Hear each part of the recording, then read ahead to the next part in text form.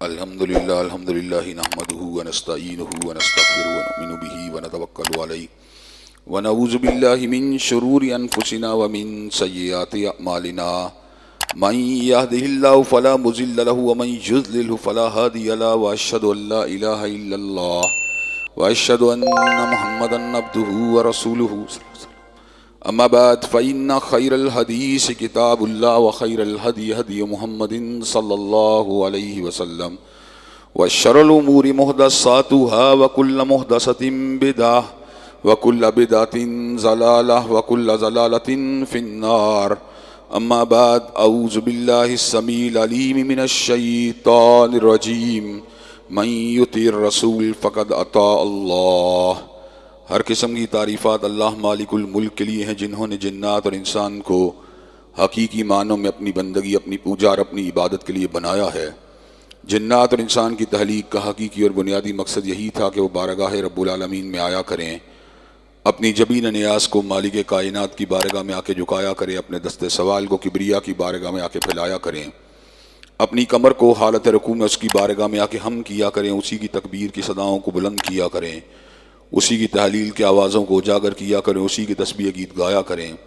چنانچہ ارشاد ہوا وما خلقت الجن والانس الا لیعبدون، اور میں نے نہیں بنایا جنات اور انسان کو مگر اپنی پوجا، اپنی بندگی اور اپنی عبادت کے لیے. حمد و ثنا کے بعد عرب حرب انگنت اور بے شمار درود و سلام ہوں اس ہستی اقدس و مقدس پر کہ جن کا نام نامی اور اسم گرامی محمد کریم صلی اللہ علیہ وعلی آلہ وصحبہ وبارک وسلم ہے. اللہ رب العزت نے امام کائنات علیہ الصلوۃ والتسلیم کو اہل کائنات کی ہدایت اور ان کی رہنمائی کے لیے مبعوث فرمایا، اور آپ کی ذات بابرکات کے ذریعے اہل کائنات کی ہدایت اور ان کی رہنمائی کا خوب بندوبست فرمایا. اللہ رب العزت نے امام الہدیٰ علیہ الصلوۃ والتسلیم کی سیرت طیبہ میں طرح طرح کی خصوصیات کو ودیعت فرما دیا تھا اور گوناگوں قسم کی صفات کو آپ کی ذات اقدس و مقدس کا حصہ بنا دیا تھا. اور ان تمام باتوں سے بڑھ کر یہ کہ میرے آقا کی زندگی میں کوئی صبح، کوئی شام اور کوئی رات ایسی نہیں آئی، دکھوں کی کوئی گھڑی، خوشیوں کا لمحہ ایسا نہیں آیا جب مالک کائنات نے اپنی تائید کو، اپنی نصرت کو اور اپنی حمایت لازوال و بے مثال کو حضرت رسول اقدس علیہ السلام کی ذات اقدس کے شامل حال نہ فرمایا ہو. اور ان تمام باتوں سے بڑھ کر یہ کہ عرش کے رب نے اپنی آخری کتاب حمید کو سید العرب والعجم امام المتقین والابرار حضرت اشرف الانبیاء والمرسلین جناب خاتم النبیین حضرت محمد کریم صلی اللہ علیہ وسلم کے قلب پر نازل فرما دیا تھا. اسی کتاب حمید کے ایک انتہائی فصیح و بلیغ عنوان کے حوالے سے اپنی چند گزارشات کو پیش کرنے کا سلسلہ جاری و ساری تھا کہ دو اہم ملاقاتوں کی وجہ سے آپ کے سامنے حاضری سے انقطاع ہو گیا. ایک ملاقات GHQ میں آرمی چیف کے ساتھ ملک کے مقتدر نمایاں علماء کے ہمراہ ہوئی تھی، جس میں اللہ کے فضل و کرم سے میں نے اپنے موقف کو، اللہ کے دین کی سربلندی کے موقف کو بڑی شرح و بسط کے ساتھ وہاں پہ بیان کیا. اور جو بات میں اللہ کے فضل و کرم سے ممبر لارنس روڈ پہ کیا کرتا ہوں اس کو پاکستان کے عسکری اداروں کے سامنے بھی میں نے پوری قوت سے رکھا تھا کہ اللہ تبارک و تعالیٰ کے فضل و کرم سے پاکستان کو اگر بنایا گیا تھا تو کتاب و سنت کی عملداری کے لیے بنایا گیا تھا.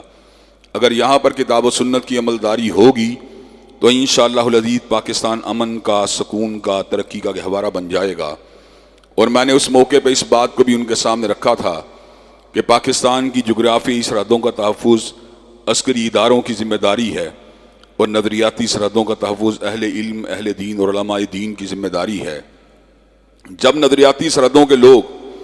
جو محافظ ہیں اور جغرافی سرحدوں کے پاسبان ایک پیج پہ آ جائیں گے تو ملک ترقی کے راستے پہ چل نکلے گا. اگر ملک میں عورت مارچ ہوگا،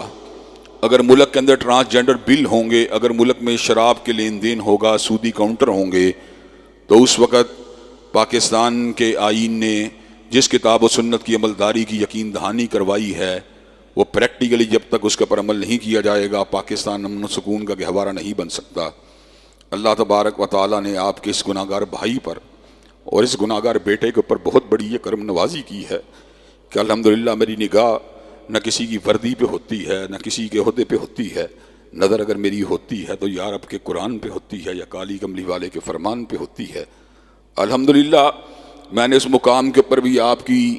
نمائندگی کی، اہل دین کی نمائندگی کی، اور سب سے بڑھ کر یہ کہ حضرت علامہ شہید رحمۃ اللہ علیہ نے جو تربیت کی تھی، جو تعلیم دی تھی، اس کا بھی حق ادا کرنے کی وہاں پر میں نے موزوں الفاظ کے اندر، مناسب الفاظ کے اندر اس کو ادا کرنے کی جستجو کی تھی۔ اور اس کے بعد پچھلی بدھ کو، جبکہ آپ سے دور رہنا یہ مجھے کسی بھی طور کے پر قبول نہیں ہے، اور خاص طور پر جب میں پاکستان میں موجود ہوں تو آپ کی اور میری ملاقات میں انقطاع آ جائے، میں کبھی بھی اس بات کے پر راضی نہیں ہوتا۔ لیکن حضرات گرامی قدر، بدھ کی شام کو سعودی عرب کی ایمبیسی نے مجھ سے رابطہ کیا اور مجھے یہ بات کہی کہ سعودی عرب کے امام جو وہاں کی مجلس شورا کے اسپیکر بھی رہ چکے ہیں، شیخ صالح بن حمید حفظہ اللہ، وہ پاکستان آئے ہیں، تو جہاں پر دیگر علماء، دینی سیاسی شخصیات کے ساتھ ان کی ملاقات ہے، آپ کی بھی ان کے ساتھ ملاقات کو طے کیا گیا ہے۔ چنانچہ میں نے اس موقع پر حالات کی مناسبت سے بھی اور ان کے قد کاٹ کو دیکھ کر اور مقام بیت اللہ کو دیکھ کر اس بات کا فیصلہ کیا کہ امام کعبہ سے ضرور ملاقات ہونی چاہیے۔ الحمدللہ وہ ملاقات بھی بڑی شرح و بس سے ہوئی، اس کے اندر فلسطینیوں کے لیے دعا بھی کی گئی اور ان کے پر ہونے والے ظلم کے حوالے سے دکھ کا بھی اظہار کیا گیا، اور اس کے ساتھ ساتھ حضرت علامہ شہید رحمۃ اللہ علیہ کے ساتھ انہوں نے اپنی عقیدت کا اظہار کیا اور یہ بات بتلائی کہ جب وہ زمانہ طالب علم میں ہوا کرتے تھے تو ان کو ایک اسائنمنٹ ملی تھی القادیانیہ کے عنوان کے اوپر، تو اس وقت جس کتاب سے انہوں نے بہت زیادہ استفادہ کیا وہ حضرت علامہ شہید کی کتاب القادیانیہ تھی۔ اس موقع پر دیگر بہت سے اہم امور بھی زیر بحث آئے، جمعرات ہو چکی تھی اور واپس آنے کے امکانات موجود نہ تھے، چنانچہ آپ کے سامنے میں حاضر نہ ہو سکا، اور یہ موضوع جس کے پر میں آپ کے سامنے گفتگو کر رہا تھا، جو کہ اللہ کی توحید کے بعد قرآن مجید کا ایک انتہائی اہم، بلیغ اور توجہ طلب عنوان ہے، حضرت رسول اللہ صلی اللہ علیہ وسلم کی ذات اقدس کے حوالے سے اہل اسلام کی ذمہ داریاں کیا ہیں۔ پہلے بھی اس موضوع کے درمیان انقطاع آتا رہا، لیکن انشاءاللہ جب تک زندگی ہے، جب تک سانس ہے، انشاءاللہ ان موضوعات کے اوپر گفتگو ہوتی رہے گی، اور آپ کے سامنے اپنی گزارشات، اپنی معروضات،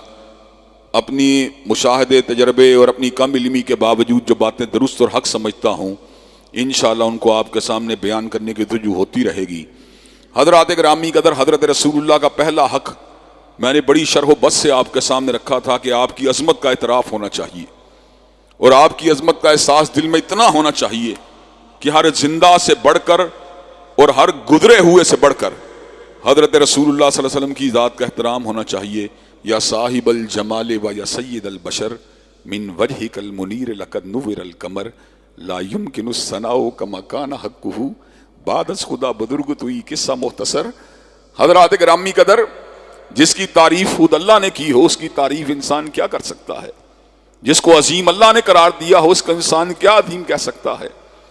جس کی تعریف خالق خود کرے، بنانے والا خود کرے، اس کی تعریف و توصیف کا حق انسان کیا ادا کر سکتا ہے؟ خلاصہ کلام یہ ہے، مدد الدہور وما اتینا بمثلہ ولقد اتی فاعجزنا عن ذرائہ، کہ مدتیں بیت گئیں مگر کالی کملی والے جیسا کوئی نہیں آیا۔ اور جب کملی والے آقا آگے اس بات کا اعلان کر دیا گیا کہ اب ان جیسا کائنات میں کوئی اور آ سکتا ہی نہیں ہے۔ اللہ نے اس بات کو جہاں پر آیات بینات میں واضح کیا کہ حضرت رسول اللہ سب سے افضل، سب سے اعلیٰ، سب سے اولیٰ ہیں، وہیں پر ایک اعجاز کو رونما فرما کر کائنات کے لوگوں کو سمجھا دیا یہ آنے والوں کا امام بن کے نہیں آیا بلکہ جانے والوں کا بھی مقتدا ہے۔ انبیاء نمازوں کو پڑھ چکے تھے، انبیاء اپنی اپنی زندگی میں عبادات کو کر چکے تھے، لیکن آدم صفی اللہ سے لے کر عیسیٰ روح اللہ تک سارے نبیوں کو حضور کی امامت میں جمع فرمانے کا مقصد کیا تھا بیت اللہ، بیت المقدس کے اندر؟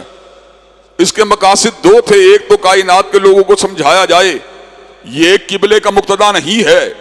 یہ بلکہ نبی القبلتین ہے، دونوں قبلوں کا یہ امام ہے،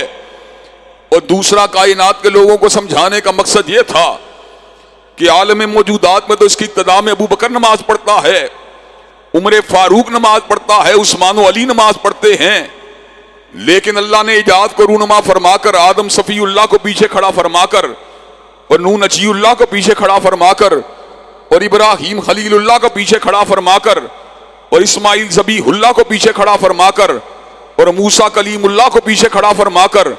اور عیسیٰ روح اللہ کو پیچھے کھڑا فرما کر اس بات کو ثابت فرما دیا آج وہ آیا ہے جو آنے والوں کا امام بن کے نہیں آیا بلکہ جانے والوں کا بھی امام ہے۔ حضرات گرامی قدر حضرت رسول اللہ صلی اللہ علیہ وسلم پہ اللہ تبارک و تعالیٰ نے آپ کی ذات اقدس کے اوپر نبوت اور رسالت کو تمام فرما دیا اور اس امر کا اعلان فرما دیا، ما کان محمد ابا احد من رجالکم ولکن رسول اللہ و خاتم النبیین، کہ حضرت رسول اللہ کا